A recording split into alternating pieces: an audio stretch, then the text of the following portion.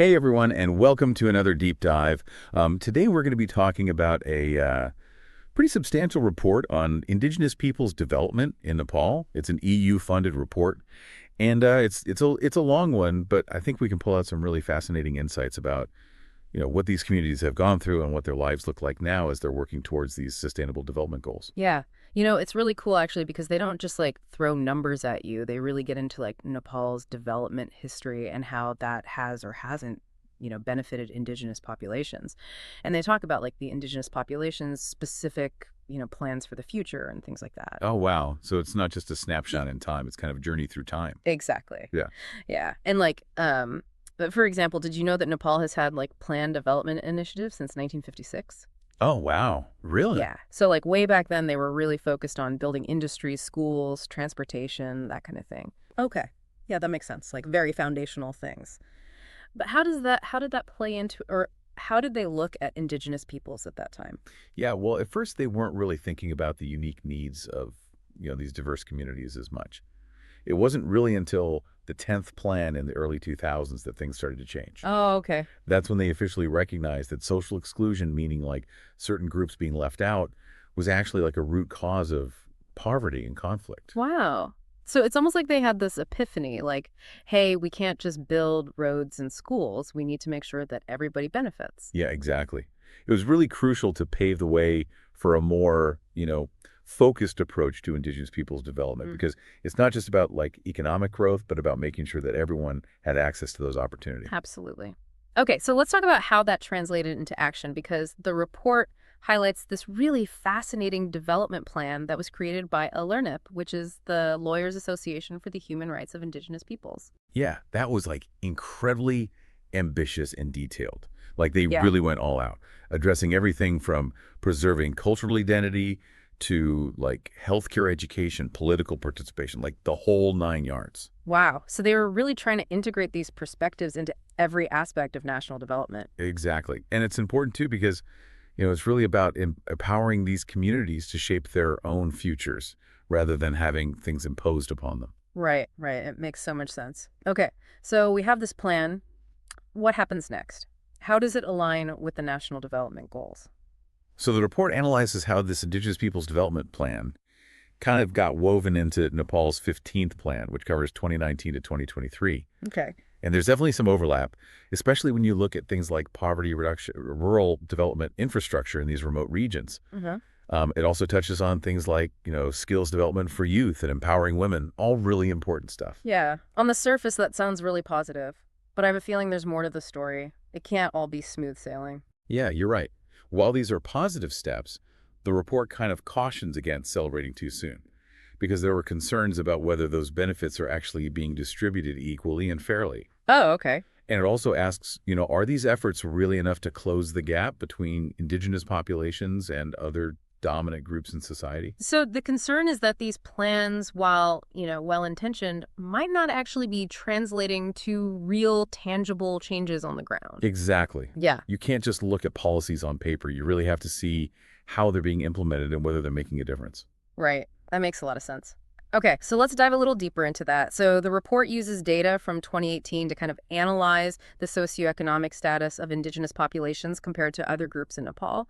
What can you tell us about the data sources that they use? So they primarily draw from two sources, the Nepal Study on State of Social Inclusion, or SOSIN, Mm. and the Nepal Social Inclusion Survey, or NSIS. They do acknowledge that there are some limitations with the data, but these sources still offer really valuable insights into the situation back then. And how do those sources present this information? Is it just like dense tables and graphs, or is there a way to make this more accessible to our listener? Well, they do use some visuals like figures and tables to illustrate certain points, which we'll get into later. But they also explain these findings, in a clear and concise way. So don't worry, we'll break down what these numbers actually mean. Wonderful. I think that's really important, especially for a topic as complex as development.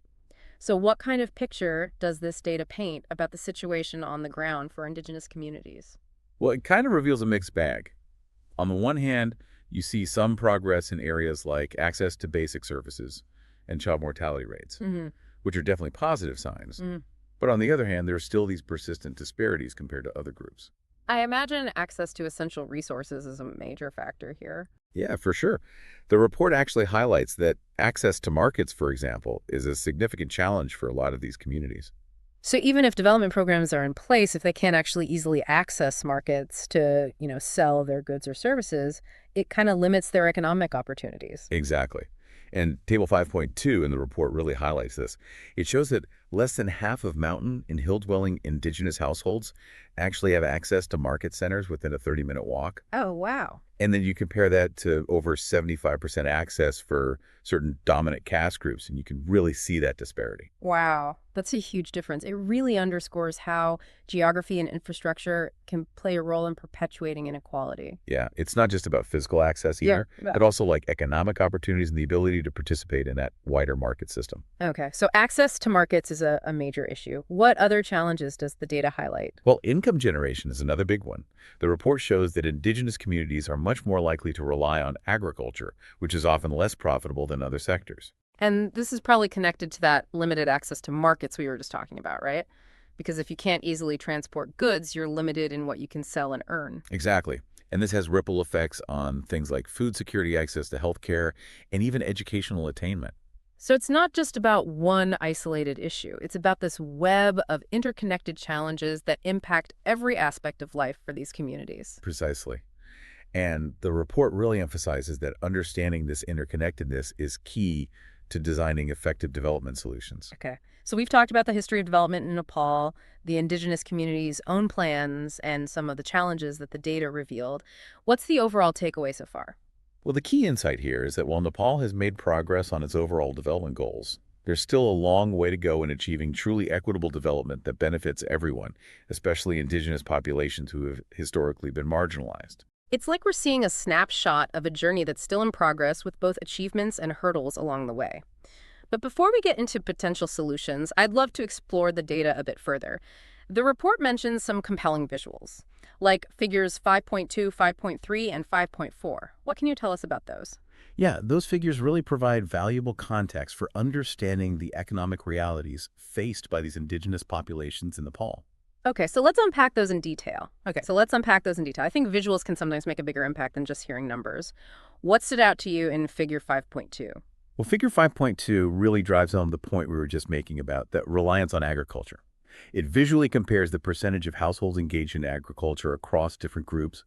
And what's striking is that over 50% of mountain and hill-dwelling indigenous households are involved in this sector. Wow. So visually, we're seeing that a huge portion of these families rely on farming for their livelihood. But if agriculture is often less profitable, what does that imply about their economic situation? Yeah, it kind of paints this concerning picture of economic vulnerability, especially when you compare it to the figures for those dominant caste groups where the reliance on agriculture is much lower. Yeah, it's almost like they're stuck in this cycle. Limited access to markets, heavy reliance on agriculture, which in turn limits their income and opportunities. That's a great way to put it. And unfortunately, this cycle is further reinforced when we look at figure 5.3. This figure shows a significant increase in casual labor amongst indigenous populations between 2012 and 2018. Oh, wow. So more people might be employed, but in jobs that are often unstable and don't offer long-term security or benefits. Exactly. It's a sign of precarious employment, which can trap families in that cycle of poverty. And this brings us to figure 5.4, which looks at sources of cash income. What insights does this figure offer? Figure 5.4 really brings everything together. It clearly shows that heavy dependence on agriculture for cash income among those mountain and hill-dwelling indigenous households compared to other groups. So even though they might engage in other forms of work, the primary source of income for many families is still agriculture, which, as we've established, faces numerous challenges. Right, and this highlights the urgent need for diversification of income sources and creating opportunities in other sectors that offer greater potential for, economic growth and stability. I'm starting to see how these figures, when analyzed together, really tell a powerful story about the economic realities faced by these communities in Nepal. But beyond just highlighting challenges, does the report offer any potential solutions or pathways forward? It does, yeah. Remember that detailed development plan by Nip that we talked about earlier? Yeah. Well, it outlines some really interesting ideas that could be game changers.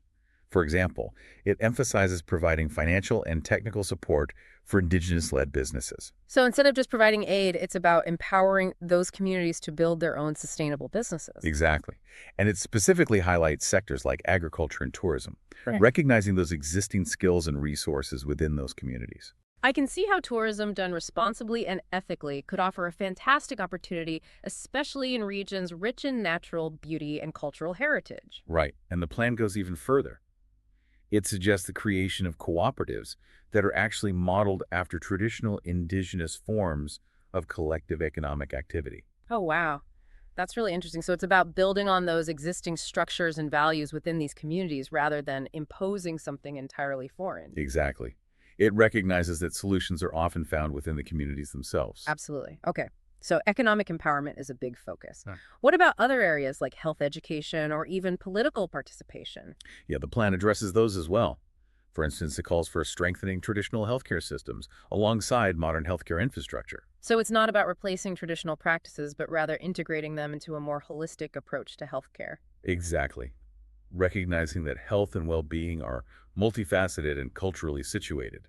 And when it comes to education, the plan stresses the importance of revitalizing indigenous languages and cultural heritage. That's so important. It's about more than just academic learning. It's about preserving cultural identity and fostering that sense of belonging. Right. And the plan's also very specific about recognizing customary land rights and ensuring indigenous communities have greater control over their natural resources. That makes sense, especially considering how intertwined land and resources are with their cultural practices and identity. Absolutely. Mm. And finally, the plan advocates for increased political representation and participation for indigenous peoples. That's crucial because true empowerment means having a voice in those decisions that affect your life and community. Exactly. It's about moving beyond token representation and ensuring that indigenous perspectives are truly shaping policies at all levels. Okay. So the Indigenous Development Plan lays out some really comprehensive and thoughtful ideas. But the question remains, how much of this is reflected in Nepal's National 15th Plan? Well, that's where the report's analysis gets really interesting. It highlights areas of convergence between the two plans, suggesting that the national plan has incorporated some key aspects of that indigenous development agenda. So there's some reason for optimism. Yes, but the report also encourages a cautious approach. Because while the national plan embraces elements like rural development, poverty reduction, infrastructure development, it doesn't explicitly frame these within the context of indigenous rights or self-determination. So it's like they're addressing some of the issues, but maybe not fully acknowledging those underlying systemic factors that contribute to inequality. Yeah, that's a great observation.